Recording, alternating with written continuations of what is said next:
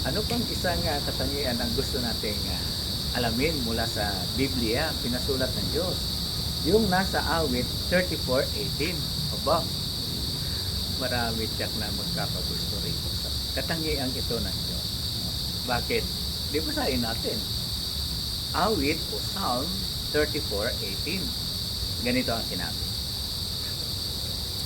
Si Jehovah ay malapit sa mga may pusong nasasaktan. Inililigtas niya ang mga nasisiraan ng buhay. Karaniwan na, di ba, kapag problemado ang isang tao na alok kang lapitan. Kasi hindi mo malaman kung ano yung paano mo siya aluin. No? Ano maging reaksyon niya. Pero tingnan ninyo ang ulat na si Jehovah ay malapit sa mga may pusong nasasaktan.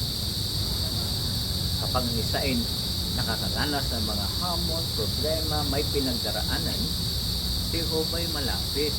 Oo. At napakaganda ng binanggit niya sa dakong huli dito, sa bandang huli ng ating teksto. Inililigtas niya ang mga nasisiraan ng loob. Kaya napakaganda katangian, hindi ba? Ng Diyos na Jehovah. Hindi siya nang iiwan. Baka naman may nakakaalala dyan kung noong ikaw ay may marami maligaya pa, masaya, may sagana sa buhay, ay marami kang kaibigan, pero nung ito ay na-down, hirapan, walang-wala, o kaya may sakit, iniwan na. Huwag namang ganon. Kung tutularan natin si Jehovah na maging malapit din tayo sa mga taong nasasaktan, gusto natin i-comfort sila, aliwin, at damayan. Tulungan pa nga kung sila ay nangangailangan ng tulong sa practical na paraan man o sa anumang paraan, kaya naman natin, nasa kalagayan tayong gawin, tumulong tayo, tinutularan natin ang Diyos na ano kaya nadawas sa tingin nyo?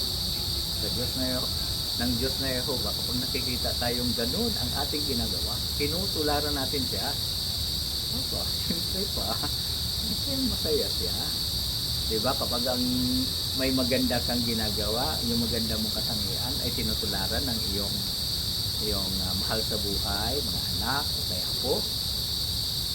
Di ba masaya ba? So, nakaka-relate ako dyan sa ating apo na si Makoy. Oo. Kasi gusto niyan dumalo. Kasi lagi akong dumadalo sa pulong in person. Gusto na dumalo lagi. Huwebes, Linggo. Dadalo talaga yan. Magwawala yan pag hindi makadalo. So, mahusay. Kaya, kahit doon siya naintindihan yung tinalakay doon, basta nandun siya, pag umawit nga, nauna pang tumayo, sabihin sa akin, awit na, awit. Kaya, di ba masaya ka kapag tinutularan ka ng iyong mga sabor? Ganun ang nadama din ng Diyos na Jehovah kapag tinutularan natin na maging malapit o alalayan, aliwin ang mga nasasaktan at tumulong sa kanila sa iba't ibang paraan na ayon sa atin